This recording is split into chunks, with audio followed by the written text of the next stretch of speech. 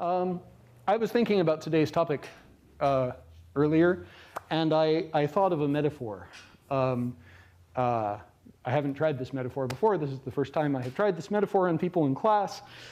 It's always dangerous thinking of metaphors for all kinds of reasons. One of them is that it's entirely possible that I'm about to beat this metaphor into the ground. I'm going to talk about it for a while.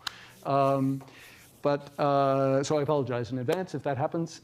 It's also possible that I will tell you the metaphor and you will wonder, what the heck is he talking about? It will be too metaphorical. But hopefully as the class goes along, it'll become clear what I'm talking about. Or maybe it'll be clear immediately, who knows? Okay, here's the metaphor. You have to try to imagine, for this metaphor, that the United States is the kind of country, bless you, in which board games are extremely popular. Everyone plays board games all the time. It's like the standard way for people to interact with each other. So, you know, if you are on a long plane flight, you'll probably play a board game with the person sitting next to you. You know, you move into your new dorm and you start playing board games with your new roommate and the other people in your hall. That's the normal way for people to interact with each other. All board games all the time. And try to imagine that there are various board games that are popular, but in the US, for some reason, the two big ones are chess and checkers. So those are the two board games that are the most popular. There are other games people play, but those are the two big ones. And the following kind of weird thing has happened. There are families in which everybody plays chess, let's say. Families kind of specialize. So if you're born in a chess family, then, you know, mom and dad play chess, and your older brothers and sisters play chess, and your uncles and your aunts and your uncles do not play chess. Your uncles and your aunts and your grandparents, they all play chess. And maybe nobody ever actually sits you down and explains the rules of chess to you, but you see everybody playing chess, and you eventually get to where you're pretty good at it. In fact, by the time you're old enough to go to school, you're very good at playing chess, if you grow up in a chess family. And then there are the checkers families, which are the same except checkers. Right? So everybody plays checkers.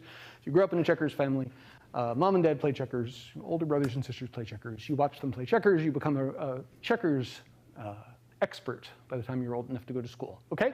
So there are chess kids and there are checkers kids. And then when you go to school, the following kind of weird thing happens. The teachers act as though there is no such game as chess. So when they see kids playing checkers, they're like, oh yeah, and you know, they watch the kids playing checkers, maybe they make tactical suggestions or whatever, maybe the teachers play checkers with each other, maybe they play checkers with the kids sometimes.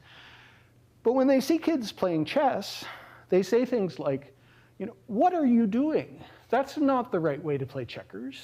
You know, you just took that one piece and you moved it a zillion diagonal spaces. You can't do that. You're just sort of violating all the rules of checkers. That's not how checkers works. And what is the deal with these weird checkers pieces? This one that looks like a horse and this one that looks like a castle. Put all that stuff away. Get yourself a real checkers board and you know, play checkers like a normal person. There are tests the kids get in school where they're asked questions like, is it okay to take a piece and move it 2 steps forward and 1 step to the right? And the kids are supposed to say, no, it's not okay to do that because this is a checkers test. And in checkers, you can't do that. So if you're from a checkers family, this is an easy test for you because in fact, you can't make that move in checkers. If you're from a chess family, then it's a little harder because of course that's how you move your knight. It's one way you can move your knight. And so, you know, maybe you made that move just this morning playing with your mom or your dad. So kids from chess families have a tendency to do badly on these tests, which means that when it comes time to put the kids in the checkers classes, you know, there are checkers classes in schools. There are no chess classes, only checkers classes. You know, the kids from checkers families tend to be the ones who get into advanced checkers, you know, and later they go on to AP checkers where they get you know, college credit for their college checkers classes. The kids from chess families, you know, it varies. Some of them learn quickly how to play checkers and sort of suppress their knowledge of chess, but some of them have a hard time. It's hard for them to switch that quickly.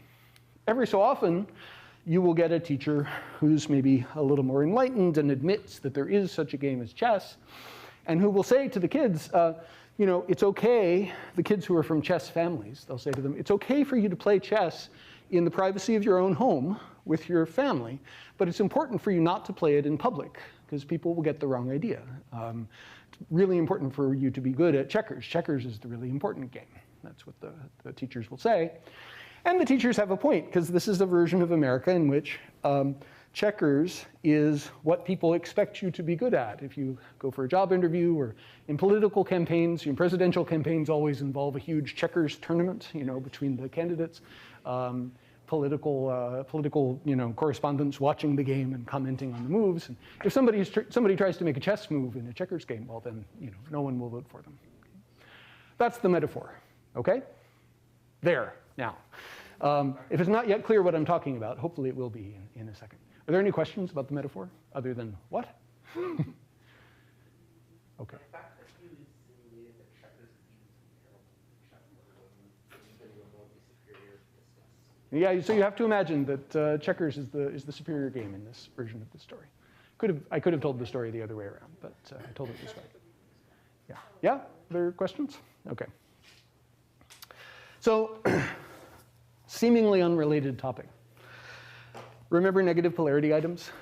Negative polarity items were these expressions that you used together with negation to say things like, I didn't see anything, and what we said about them. So anything is a negative polarity item. And to call it a negative polarity item is to say it's an expression with some restrictions on where it can be used. We talked a little bit about the different kinds of quantifiers that make it possible to use a negative polarity item. One of them is, negation makes it possible to use a negative polarity item. That's how they get their name. But in a sentence like, I saw anything, there's nothing wrong with that. Yeah? What about I will eat anything? So negative polarity items often have another use. Let me find a piece of chalk. For some reason, this always happens. There are many erasers, but no chalk. There's actually literally no chalk. What the heck? I will eat anything.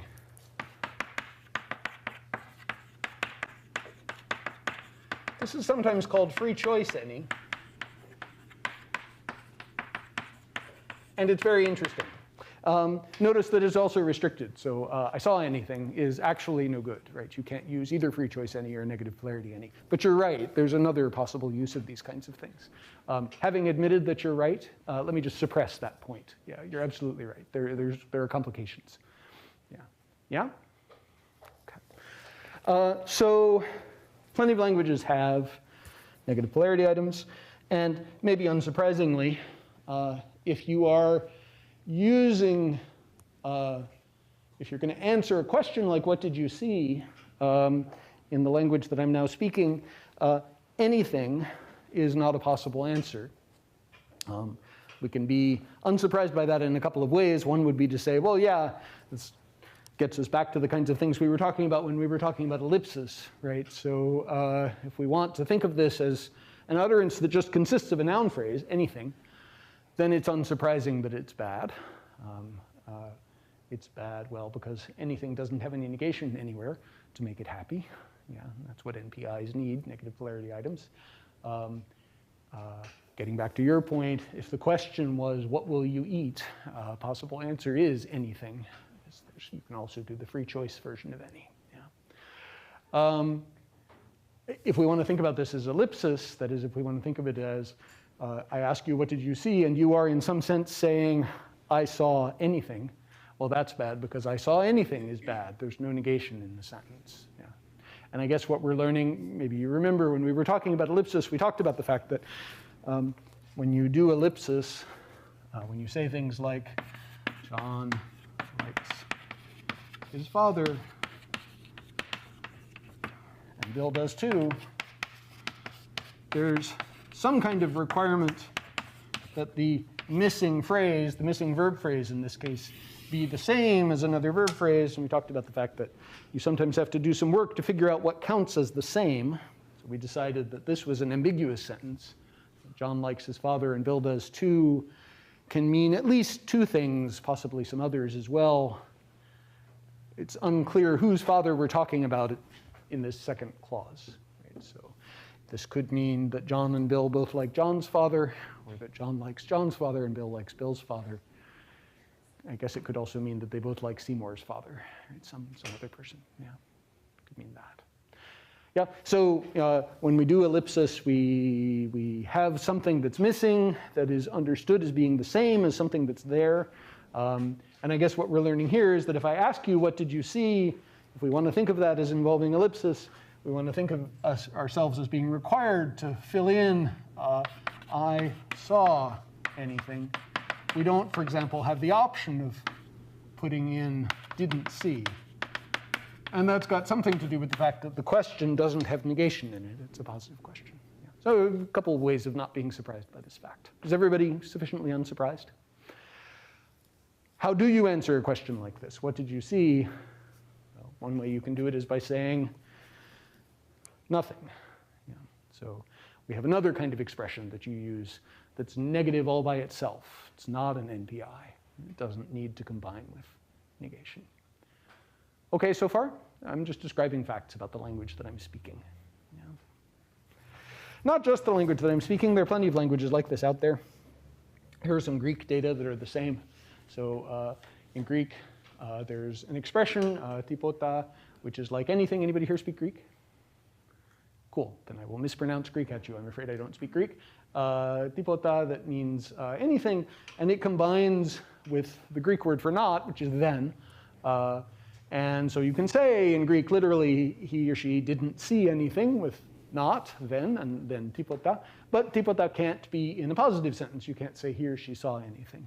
And before anybody asks, I don't know how to say things like, I will eat anything in Greek. I don't know whether they can do that here. Yeah, so this is just to show you, when we were talking about NPIs, we were talking about English, but it's not just an English thing. It's cross-linguistically very common to have NPIs and for them to behave this way. Okay?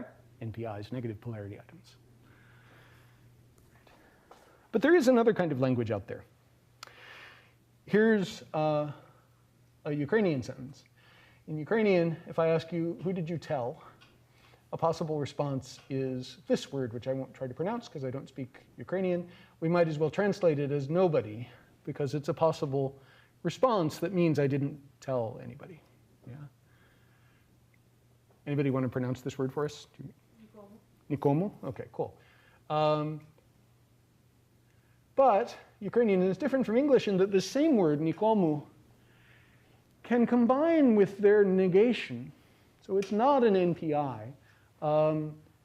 It can combine with their negation, and the result is a single negation. So if you want to say, I didn't tell anybody in Ukrainian, you say nikomu, that same word that you would use to answer the question, who did you tell? We could think of that word as meaning nobody. But if you want to say, I didn't tell anybody in Ukrainian, you use that word. And you also use the word for not. Yeah. So you say, literally, I didn't tell nobody. Yeah.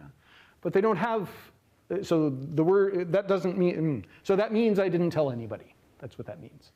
Okay? Ukrainian is not the only language like this.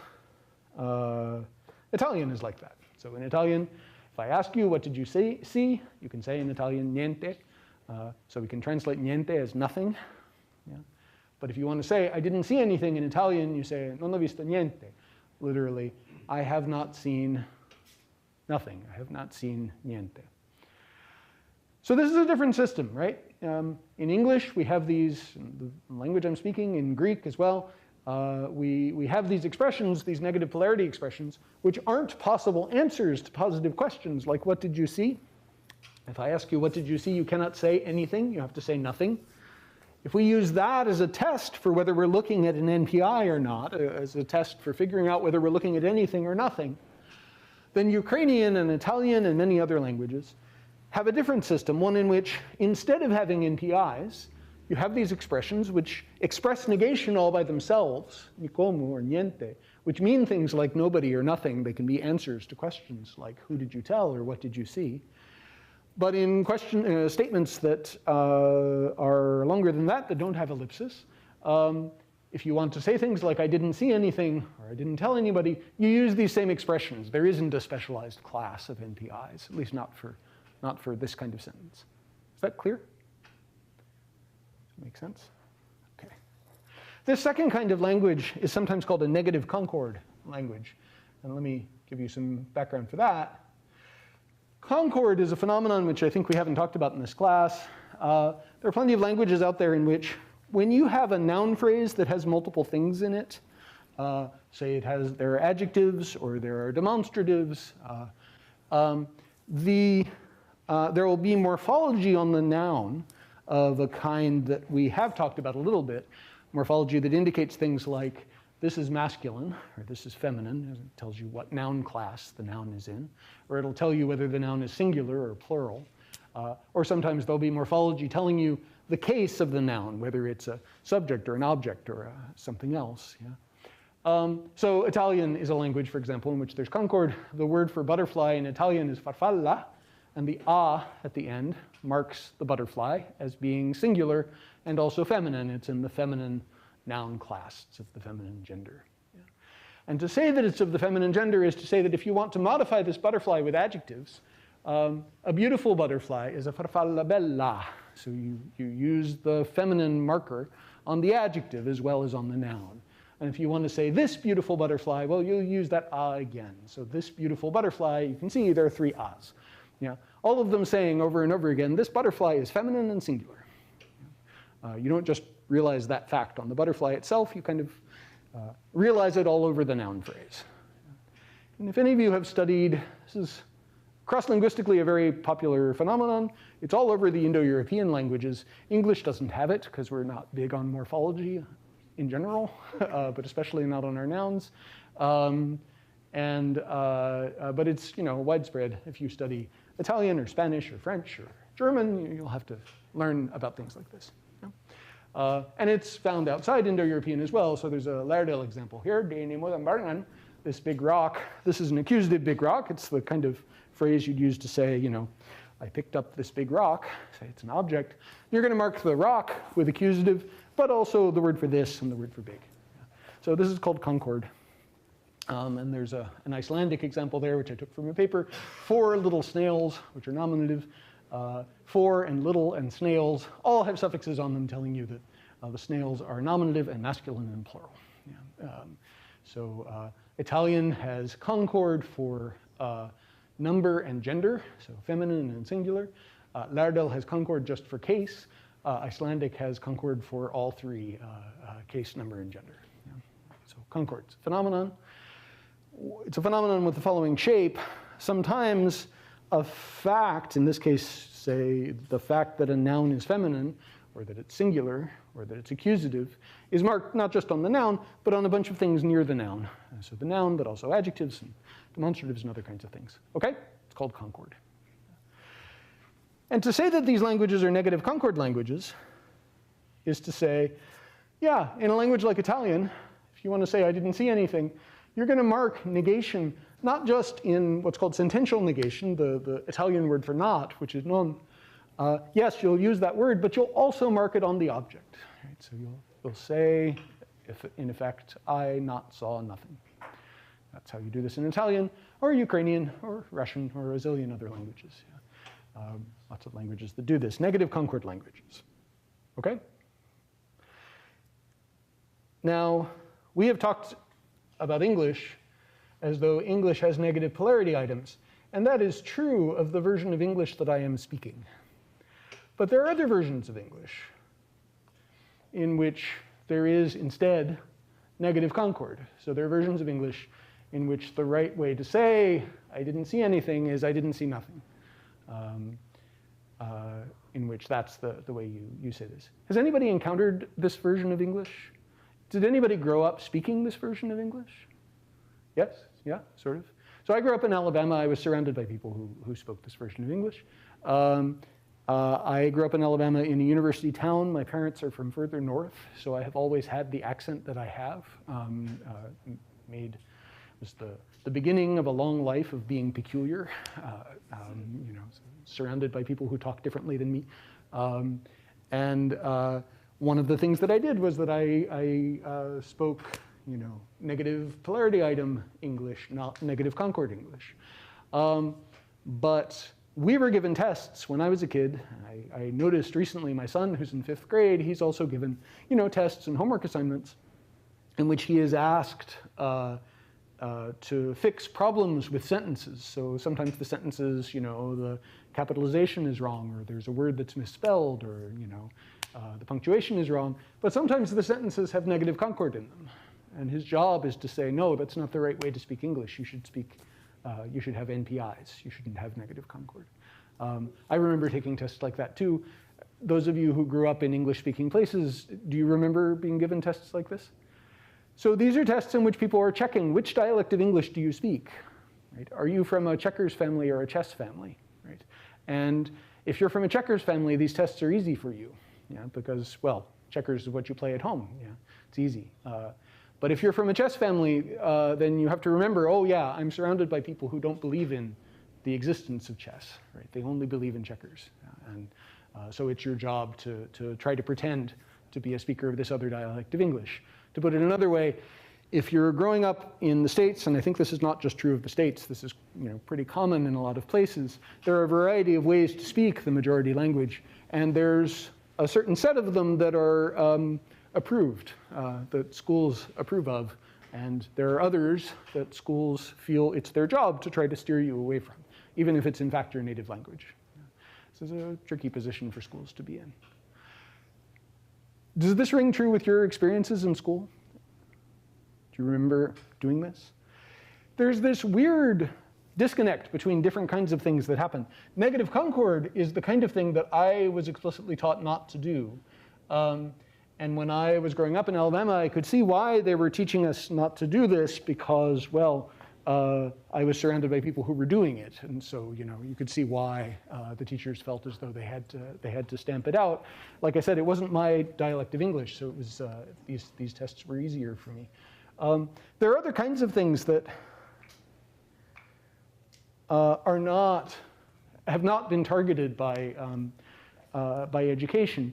And so they have kind of a different status. This is another one. The percentage sign at the beginning of this sentence is a mark linguists sometimes use to indicate that some speakers accept this and others don't. That's what the percentage sign is for. So you guys have seen stars on things that say they're ungrammatical, other kinds of marks. Percentage sign says a certain percentage of English speakers can say this.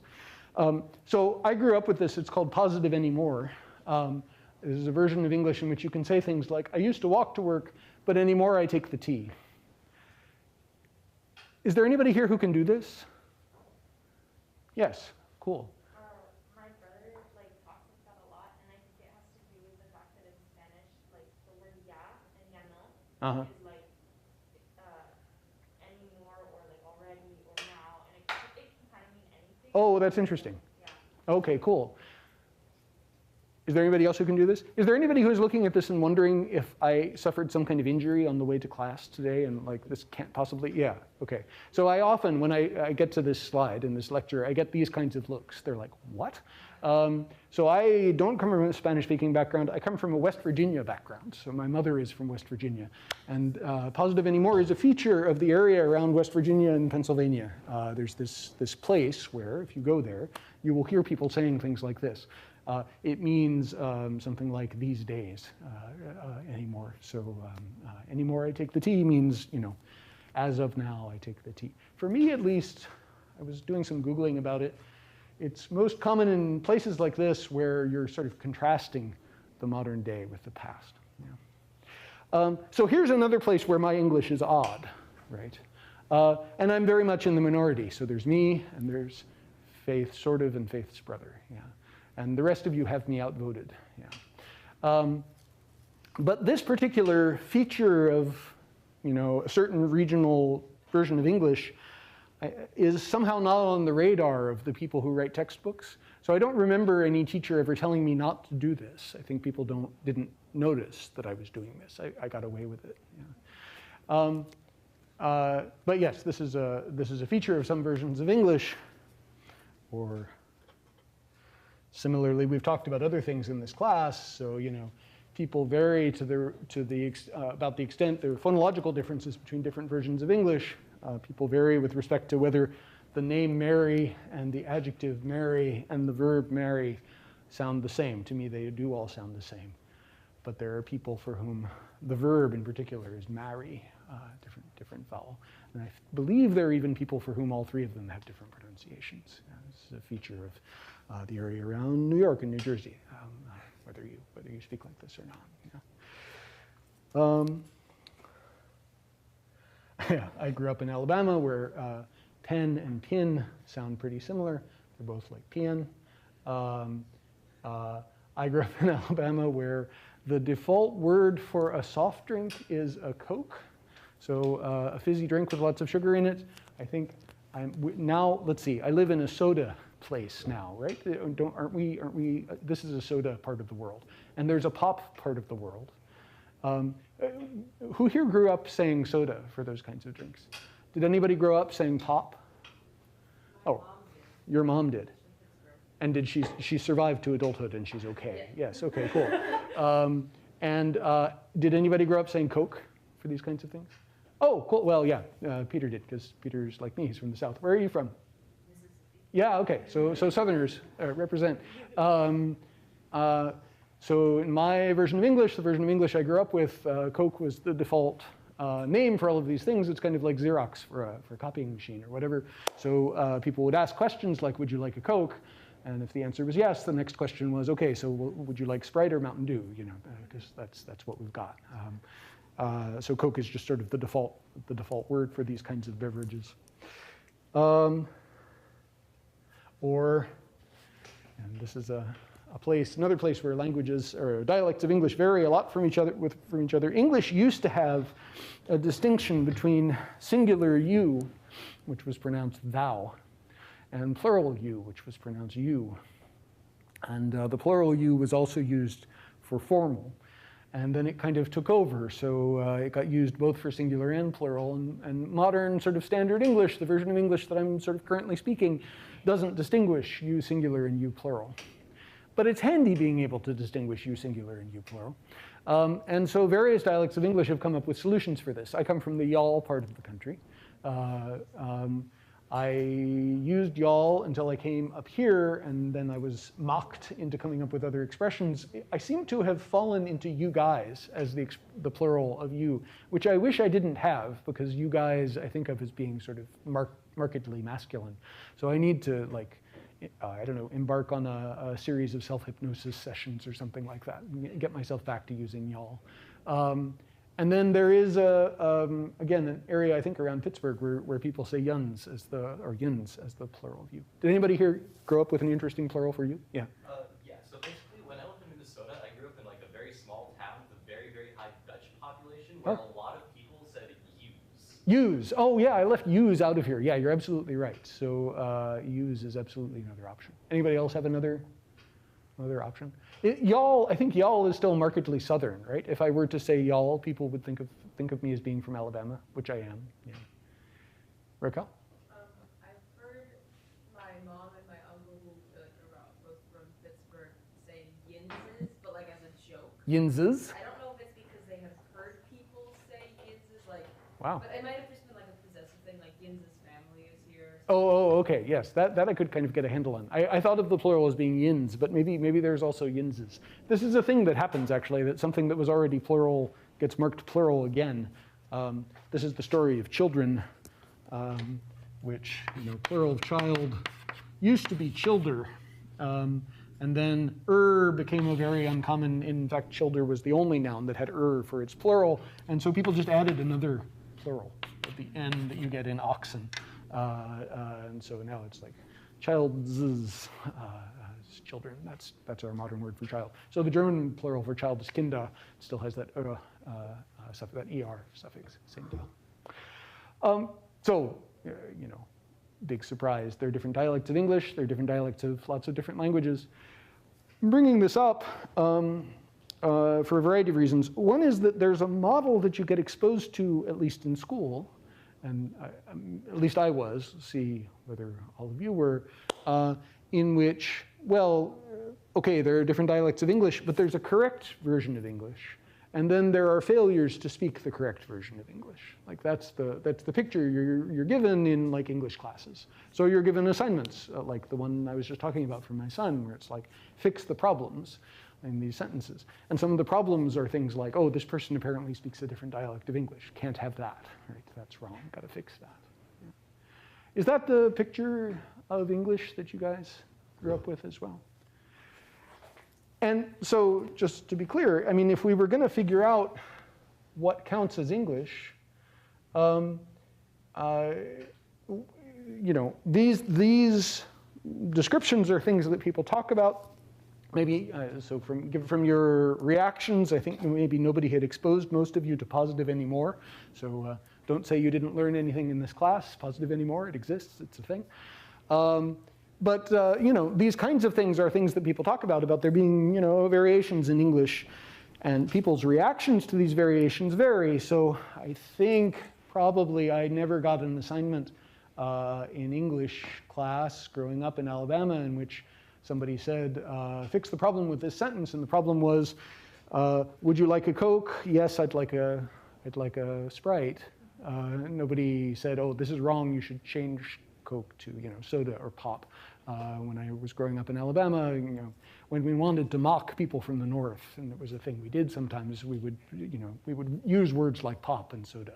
Like we thought that was funny that y'all talked this way. Excuse me. So there are some of these kinds of things that are not the subject of deliberate repression by the educational system, but there are others that are, like negative concord.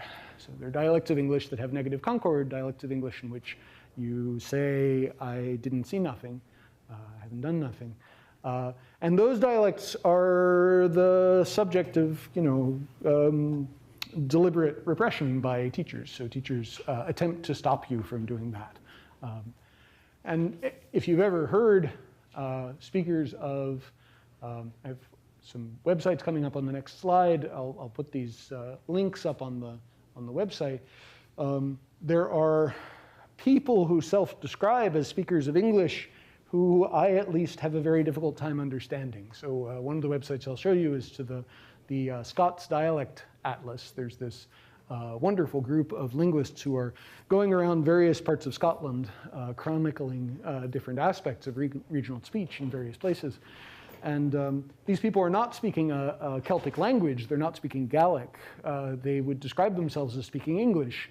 But boy, you can't tell listening to some of these recordings. It's very opaque. When I was in grad school, there was a guy in the class above mine, linguist, really excellent linguist named Andrew Carney, who's now teaching at University of Arizona. And he grew up in Canada, but his parents were Scottish. And they came down when he graduated. And I was sitting around with them attempting to make small talk. And I could just barely understand his mother. But his father could have been speaking Hebrew. I mean, I had no idea. And I can remember like sort of doing a lot of nodding and smiling. Like it was just opaque. Couldn't understand this at all. So, but this is a guy who would have said that he was speaking English. So, yeah, and so here are some websites. One to a group at Yale that's doing a study of dialect variation within English, and this other is the Scots Syntax Atlas. I'll put links to both of these up in the chat. So I've been talking about English because, you know, here we are in America, and I had this metaphor and everything. But this is a pretty common phenomenon. There are lots of languages where there's regional variation in the way the language is spoken. And what we do in America about this, where you fixate on particular properties of particular dialects and attempt to wipe them out, things like negative concord, attempt, I should say, completely unsuccessfully. So, you know, negative concord has been around in English for centuries. It's still around, and it's not clear that English teachers have ever had any effect on it. But they have succeeded in, probably not just them, it's society kind of generally, have succeeded in making negative concord stigmatized. So we're all taught that negative concord is illogical, that, you know, two negations make a positive. Is that something you were all taught at some point? So, you know, the next time someone tells you that if you ever in casual conversation have somebody tell you that negative concord is illogical, and that people who say, I didn't see nothing, they just can't think straight, you know, they're not logical, you should point them to Ukrainian and Italian. You know, there are plenty of languages out there where this is what you do, you know. It's just that there's a dialect of English that's like them. So, but this is a question that comes up when people are doing things like trying to count languages, for example. So if you're trying to figure out how many languages are spoken in the world, or if you're trying to make policy decisions about how many languages are spoken in a country, or how many languages a government document ought to be translated into, for example, you have to make decisions about how many languages there are, where to draw lines. What counts as English? What counts as Japanese or German? How do you know if two people speak the same language? What do you think? What's the answer to that question? What should we do? Are people clear on what the question is? So how do you decide if two people are speaking the same language or not? Yeah?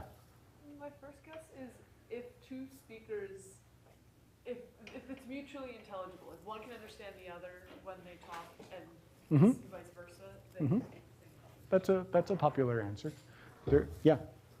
As a counter argument, I had a friend in middle school who I spoke German to, and he spoke Italian back to me, and I knew a little bit of Spanish, and he knew like a little bit of like Polish or something, so we could kind of understand each other. Mm-hmm. So we were definitely not speaking the same language. Yes.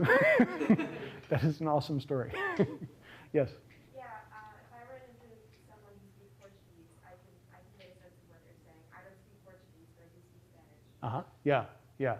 So this is, I was going to use Spanish and Portuguese in just a second. What I had heard about Spanish and Portuguese was, and I heard this from Portuguese speakers, so I don't know whether it's true. Portuguese speakers believe that Portuguese speakers are better at understanding Spanish than Spanish speakers are at understanding Portuguese. I don't know if this is true or not. Raquel? My native speaker is a speaker of Portuguese, and she said that like exactly. Yeah, that's a kind of thing Portuguese speakers say. There are all kinds of reasons that it could be true.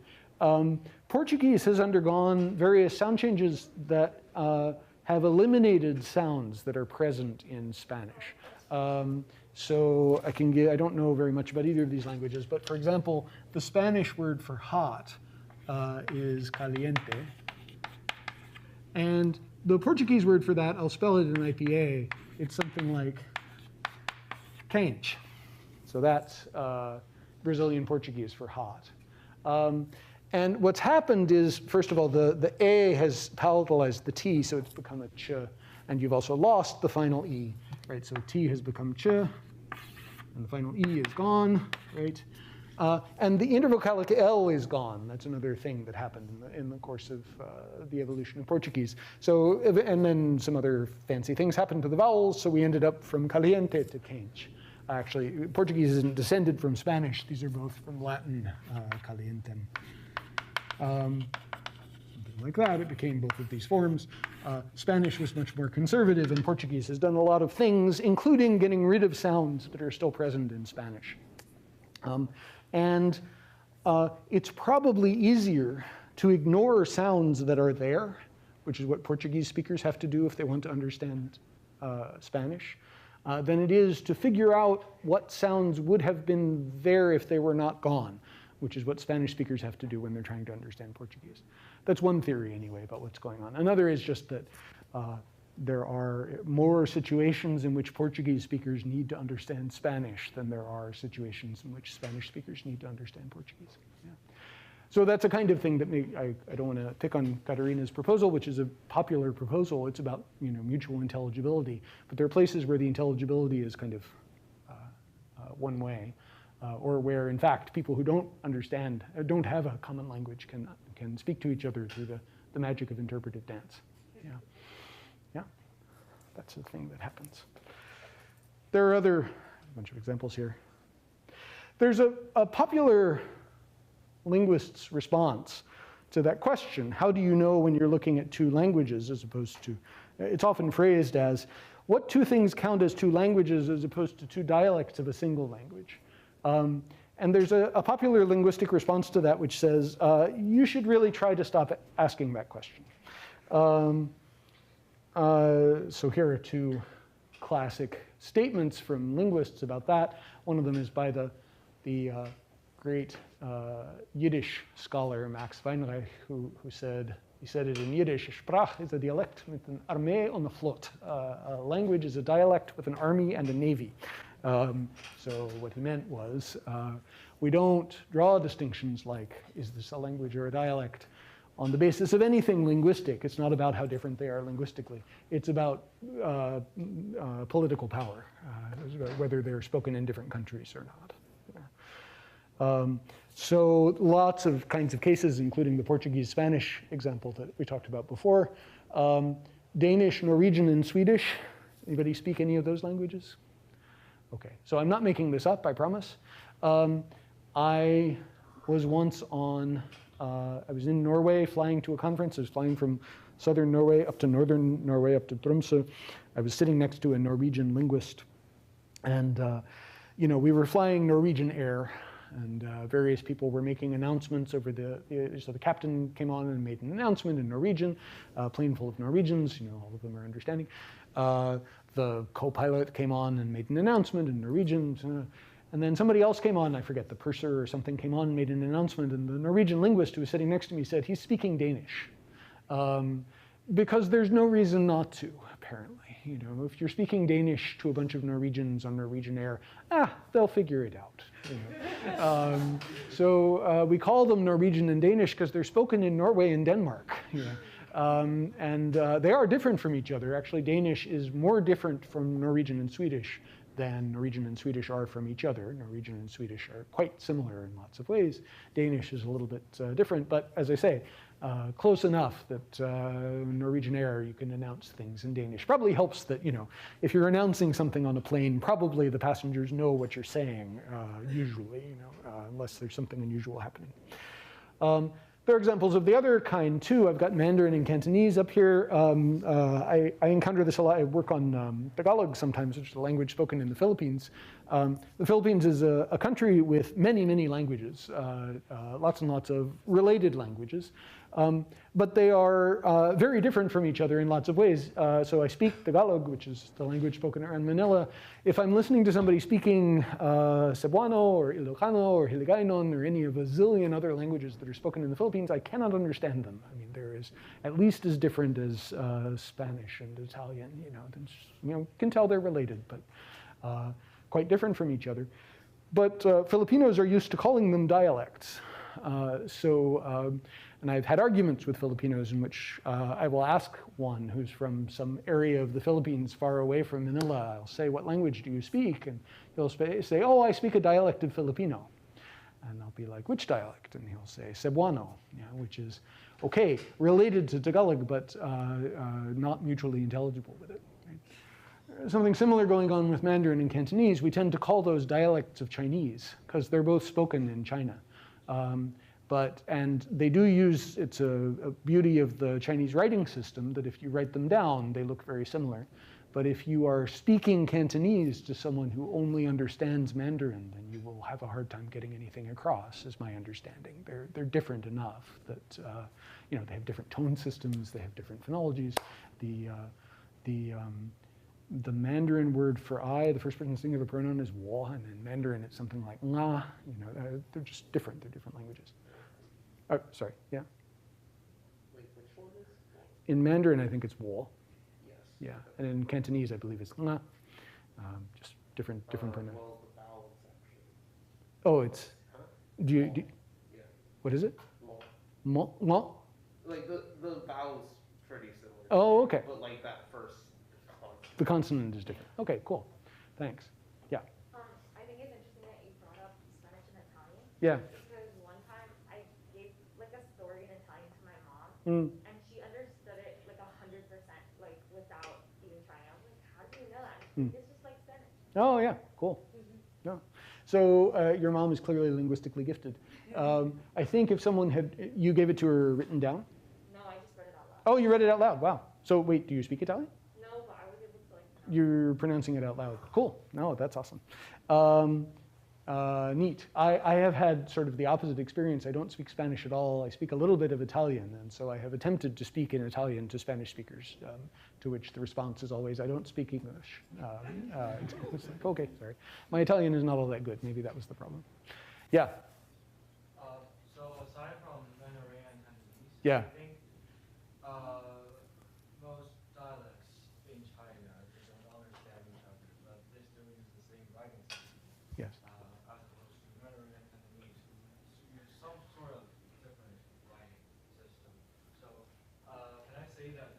having almost the same lexical, does that count as a standard for like the first two? Well, so I wonder. I mean, so English. If I understood what you said correctly, there are a couple different. I don't know if this is what you're talking about. There are a couple of variations on the Chinese writing system. I've heard them called the traditional and the simplified characters. Is that what you're talking about? Where you have slightly different ways of writing particular characters. Is that what you mean when you say Mandarin and Cantonese are using different? No, it's just when they're written up quite differently. I mean, they're both technically Chinese characters. Yeah. But I can read them actually. Oh, that's interesting. Okay, yeah. So I don't know why that would be. So look, the different, whatever we're going to call them within China, because it's not just Mandarin and Cantonese, you're absolutely right. There are many of them. They're all related to each other. They're members of a language family, the Sino-Tibetan language family, it's sometimes called. And my understanding is that most of them have a lot in common syntactically, like the basic word order is the same, and they have WH in situ, and they have a lot of properties in common. There's a lot of careful work on the syntax of, for example, Mandarin and Cantonese, showing that they're not exactly the same. There are lots of interesting distinctions between them. So, for example, Mandarin will allow you, Mandarin has what are called numeral classifiers. So if you want to count things, there's a morpheme that goes between the number and the thing that you are counting, which tells you something about the nature of what you're counting. So if you want to say 3 books, there's a morpheme that goes between 3 and books that sort of clarifies that it is a book you are talking about. And you'll use that for anything book-like. If you're talking about 3 pens, there's another classifier, which is used for things that are, long and thin, things like that. Mandarin and Cantonese both have those. Cantonese is unlike Mandarin in that it can use numeral classifiers even when there is no number. So it can just start a noun phrase with a numeral classifier. So there are those sort of small-ish differences between these approaches. Sorry, you're raising your hand. No, I was going to say something, so never mind. Oh, okay. There are those kinds of differences between Mandarin and Cantonese, but they have many properties in common, and I think this is probably true of a lot of the, again, dialects or languages, whatever we're going to call them, within China. That Hakka or Wu or whatever, all of these different versions, they have lots of things in common. It's a property of the Chinese writing system that if you write a character down, it sort of doesn't matter what language you're speaking, right? So for that matter, if I were to write English using Chinese characters, someone who didn't speak English but could read Chinese characters would probably be able to figure out what I had written down, right? So, if I use this symbol, this is the Chinese character for a person, I apologize, my handwriting is bad in every language, but it's something like this. That's got a pronunciation in Mandarin, it's something like Ren. If I decided to write English using Chinese characters, I would use this character for the word person, right? And it would be your job to read it as person. And if you knew Chinese characters but didn't speak any English, you'd be able to read that, not because you knew English, but because you knew these characters. And when Mandarin and Cantonese speakers, if you have a monolingual Mandarin speaker and monolingual Cantonese speaker, and they're both writing things down, if they do use the same characters, they'll be able to read, each will be able to read what the other has written, but it's not, that doesn't have anything to do with whether they speak the same language or not. It's a property of the Chinese writing system. You're writing down not sounds, but words in a sense. Does that make sense? Yeah. Sorry, long, involved response. Yeah? Okay. Yeah, so various examples. Serbo-Croatian is another example down here. You have to be careful. There used to be a language that was called Serbo-Croatian before the breakup of the former Yugoslavia. There are now people who are very fierce about the fact that there are distinct languages, Serbian and Croatian. They are, again, written with different writing systems, actually different alphabets, and there are differences in their grammars. But the fact that people are fierce about them being different languages has to do with where national borderlines have been drawn, and other things about history. So, popular linguists' response to this question: how do you know when you're looking at two languages or two dialects of a single language is to say, I think I did this in class, mu. Yeah. Don't ask that question. Right? That question contains some kind of false presupposition. Chomsky, in '96, in a book called Knowledge of Language, laid out a way of thinking about this that I have always thought made a lot of sense. He said, look, there aren't, his claim was, there aren't actually such things as languages or dialects. What there are people. So there are people, we can kind of agree that there are people, and people have mental grammars, all the stuff we've been talking about all semester, all the, if we knew everything about what was going on in your brain as it interacted with language, if we knew everything about your lexicon and the phonological and syntactic and semantic status of every representation that you were messing with, if we had a perfect description of everything that was going on in your head, imagine that we had that. We can call that your I language, call it your individual language, right? So that's your mental state. And now, Chomsky said, it is a fact about the way that people tend to interact with each other and the way that people grow up and learn to speak and the way that people interact with each other as adults, that we tend to end up growing up in domains where there are lots of people with pretty similar I languages. And that's what gives us the illusion of this other kind of thing. He called it an E language, an external language. Things like English, right, or Mandarin, or Japanese, or French, or whatever. These sort of objects that are sort of abstractions over many people's I languages. And it's okay to talk this way as a loose way of talking. This is the way we're used to talking about languages, but we should bear in mind, he was saying, that in the final analysis, these things don't exist. They're just generalizations over lots of different I languages. So if we knew everything about the I languages of, let's stick to every native speaker of English in this room, if we looked at each of us in turn, we'd discover that we have lots and lots of things in common, but that there are small differences between them. I'm apparently the only one with positive anymore, or maybe Faith too. I and a couple other people have y'all as a second person plural pronoun, right? So there are these little differences between pairs of us. Some of us are soda people, some of us are pop people, some of us are Coke people, yeah. Little differences between pairs of us, and that's all we really need to say, right? So what we have are a bunch of people who have pretty similar I languages. And if we sort of work too hard to try to figure out, well, which of those I languages is really English, and which of them are deviations from English, then we are sort of, Chomsky was saying, asking ourselves the wrong question. Trying to decide whether two people speak the same language or not, it's like trying to decide on a fall day whether two leaves are the same color. So you could look at two leaves and say, yeah, those are both red. But if you looked hard enough at them, you'd convince yourself that they're not exactly the same. One of them's a little deeper, one of them's a little browner. So what's the right answer? Well, there isn't a right answer. Just a question of how fine-grained you want your analysis to be. That was Chomsky's way of talking about this. I bring this up because it sort of short-circuits a lot of ways people have had of talking about dialects. So I started off with this metaphor about chess and checkers and the teachers who pretended that there was no such game as chess. And I've already sort of talked a little bit about ways in which this metaphor has correspondences in real life. So there are dialects, negative Concord dialects, that are the subject of deliberate suppression by the education system, and this has consequences for people who grow up speaking these dialects. There are dialects that have been particularly attacked, which go by various names, sometimes called African American English. It's also been called African American Vernacular English. Decades ago, it was once called Ebonics. Does anyone still use this term? Has anyone heard the term Ebonics used for African American English?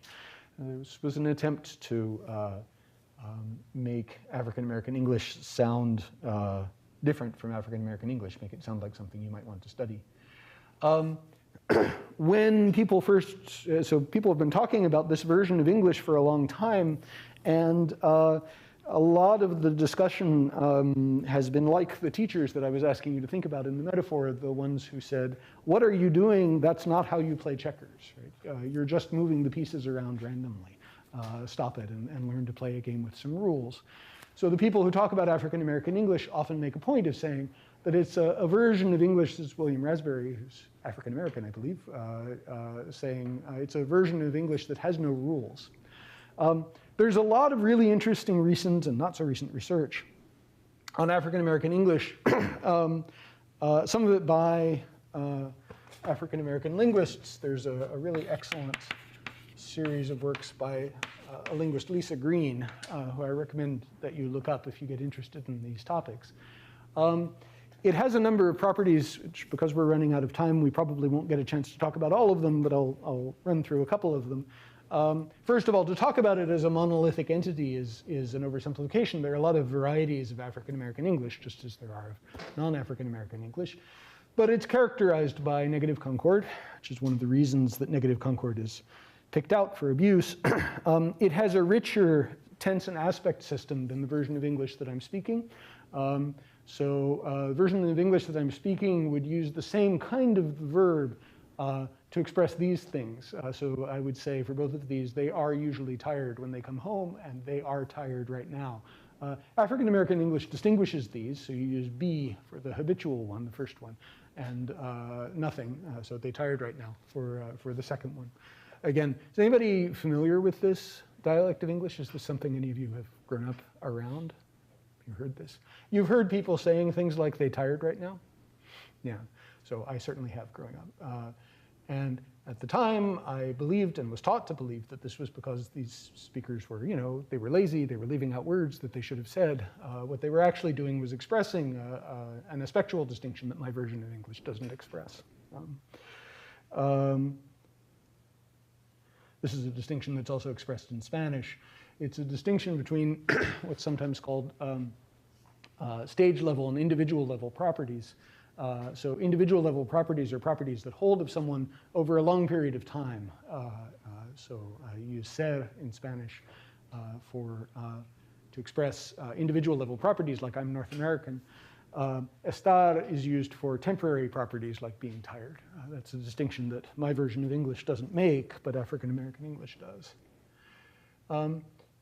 It's also got, famously, a rule-governed version of copula drop. So I do want to talk about this in a little bit of detail. So in the context in which you can leave out the copula, when the aspectual distinctions allow you to use the null copula in African American English, there are rules about where you can do it. So for example, you can do it in a sentence like he rich, but you can't do it at the end of a sentence. So you can't say things like, I don't know how rich he, in this version of English. You also can't do it in infinitives. You can't do it in the past tense. So the past tense is he was rich, it's not he rich. And you don't do it when there's negation. So there is this phenomenon of copula drop if you're describing a temporary property. But it's copula drop that's subject to these rules, which I've just gone through real fast. It's not just say whatever you want. There are these restrictions which linguists have studied and figured out. These particular distinctions are of interest because they have a correspondent in the version of English that I am speaking, what's sometimes called Standard English. So Standard English has a phenomenon where we can contract various kinds of things, including the copula. So you can say he is rich, but you can also say he's rich. And this is also subject to restrictions. So you can't, for example, do it at the end of a sentence. You can say, I don't know how rich he is. You can't say, I don't know how rich he's. And I'm about to go through all of the contexts that we did on the last slide, but what we're going to see is that what African American English is doing is dropping copulas under just the circumstances where my version of English that I'm speaking, can contract copulas, and that's it. So they're not being lazy or stupid. They're not failing to say a word that they ought to say. They just have a version of contraction that's a little more emphatic than the version that I use. They don't just get rid of the vowel, they get rid of the whole thing. But the restrictions on where you can do this are the same restrictions. So just like in my version of English, you can't say he's not rich, doing contraction both of the copula and of negation. Similarly, you can't do copula drop there in African American English. Did anybody get a chance to look at the optional reading for today? I put up an optional reading, and as I put up the optional reading, I thought, here I am putting up an optional reading for a one-day topic on a day when a paper is due. What are the odds that anyone will have a chance to even consider thinking about actually even reading the announcement that there is an optional reading? These people, you know, it's the end of the semester. The optional reading is still on the website. It's worth having a look at sometime when you have time. I can just describe for you what it is. It's an African-American author who is addressing arguments about how African-American English ought to be treated in schools. He has a very sophisticated set of arguments. He's replying to various people who have argued the conservative position, which is that it's fine for people to speak African-American English in the privacy of their own homes, but it is important that we teach them standard English in schools, that, you know, in order for them to get ahead in life.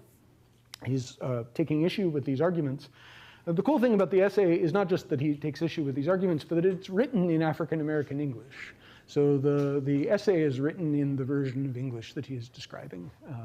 And it's a cool and difficult experience attempting to read it. So if it's not your native dialect of English, it's not trivial figuring out how to read the article. So it's an interesting experience. I recommend it to everybody.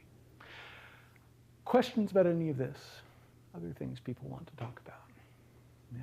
So the goal, we are now in the part of the semester where I attempt as a public service to combat various things people believe about language or maybe have heard about language. So the goal of today was to get you to at least hear the idea that when people speak English or whatever your native language is in a way that's different from the way that you speak it, it's not because they're stupid. Yeah? It's because languages do that. There are varieties of languages. Maybe it's because there aren't actually such things as languages. They're just people, and people are different from each other. Yeah? All right, go forth and frolic. Thank you for listening to me talk about this. And I will see you again on Thursday.